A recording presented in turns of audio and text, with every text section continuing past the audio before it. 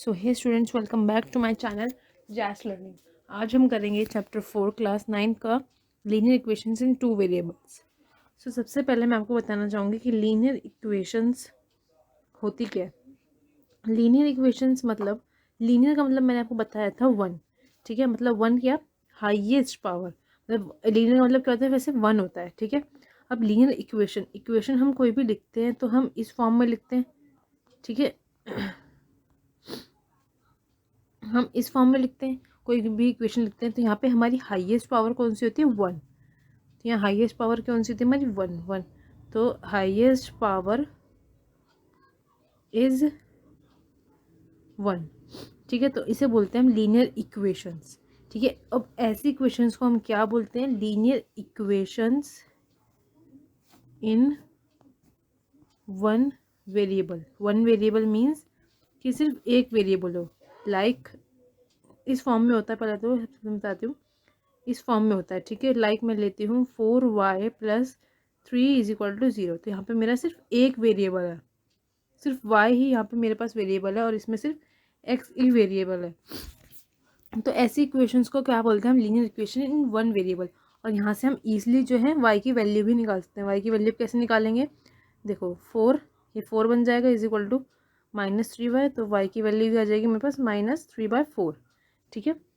इससे हम जो है आसानी से कोई भी, मतलब कोई भी वेरिएबल जो दे रखा होगा आपको इक्वेशन में, वो वेरिएबल की वैल्यू निकाल सकते हैं linear equation in one variable में।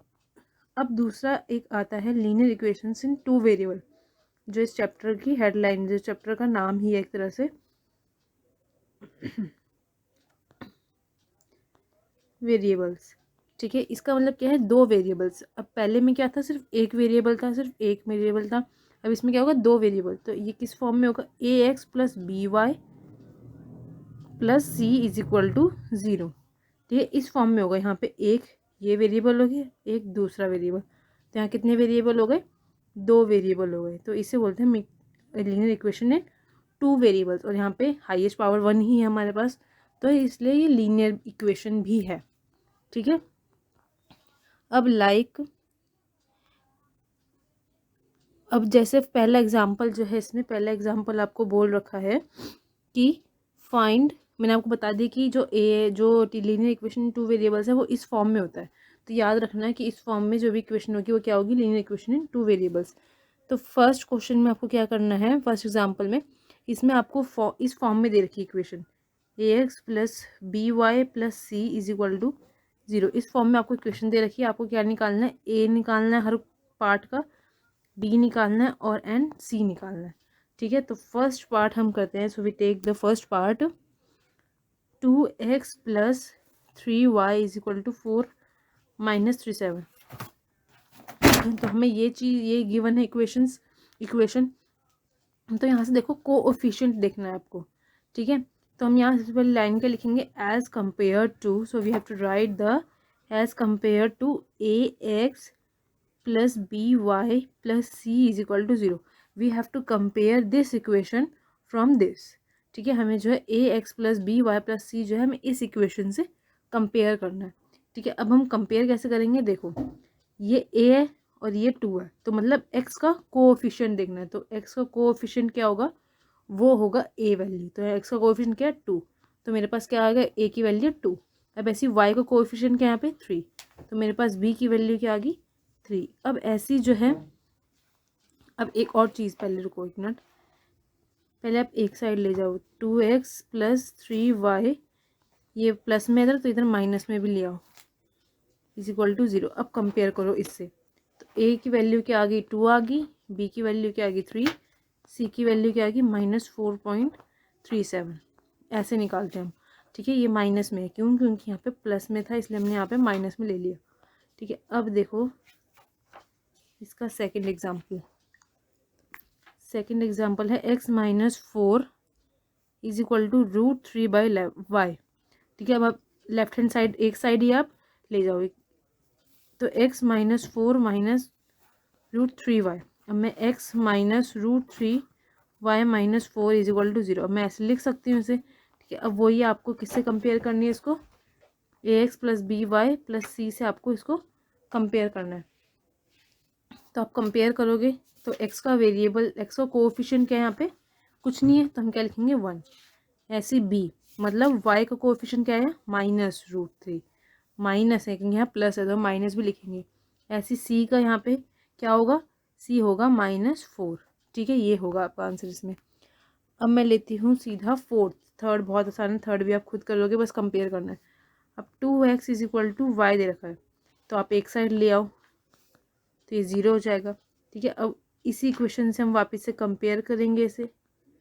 ठीक है, कंपेयर करेंगे तो क्या आएगा, x का वेरिएबल यहाँ पे कोएफिशिएंट क्या है, x का 2, b का कोएफिशिएंट क्या है, कुछ भी नहीं है, -1 लेंगे, और c का क्या है यहाँ पे कुछ नहीं लिखा हुआ, तो हम क्या लिख देंगे 0। तो ये होगी हमारी a, b और c की वैल्यू। बस हमें इस इक्वेशन से कंपेयर करना होता है, then we reach to the answer.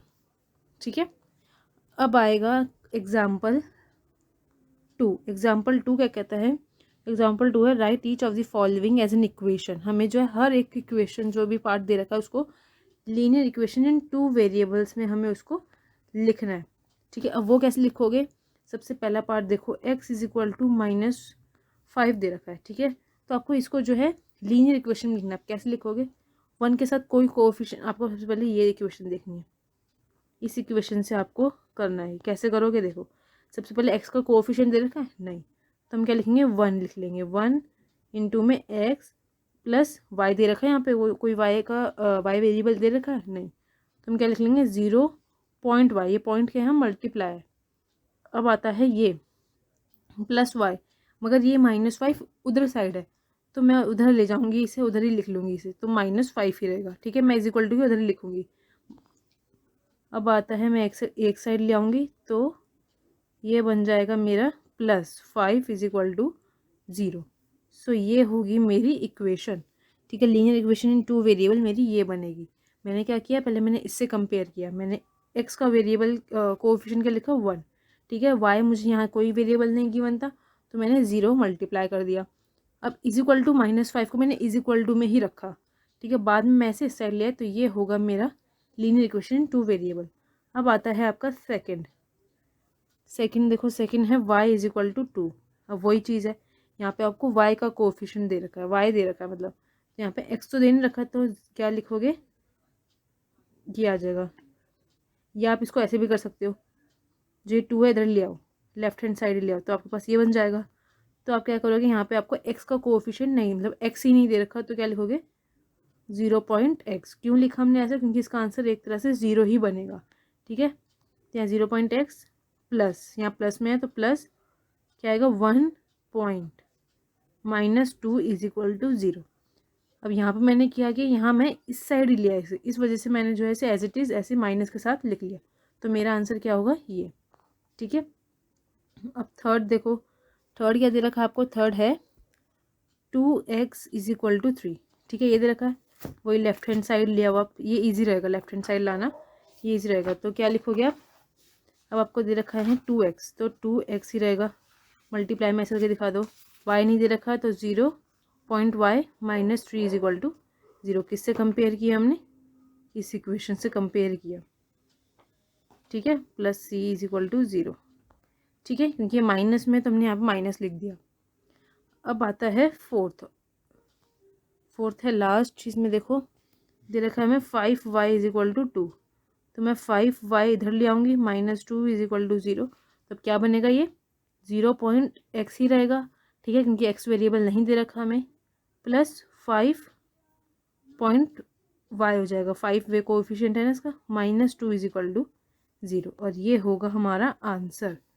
बस इसमें सिर्फ 2 ही क्वेश्चन थे, और आपको सिर्फ ax + by + c का ही यूज़ करना है, और जो एक्सरसाइज में क्वेश्चन है वो भी जो इससे ही रिलेटेड है, आपको वही इसमें a और b और c निकालना है, इससे रिलेटेड है। मतलब ऐसे ही क्वेश्चन आ सकते हैं आपको कि लीनियर इक्वेशन बनाओ या फिर a और b और c की वैल्यू निकालो। ठीक है, सो नेक्स्ट एक्सरसाइज जो नेक्स्ट वीडियो में आएगी, और इसका जो है PDF आपको नीचे डिस्क्रिप्शन में मिल जाएगा। ठीक है, सो वीडियो यहीं एंड होती है। Take care, bye bye.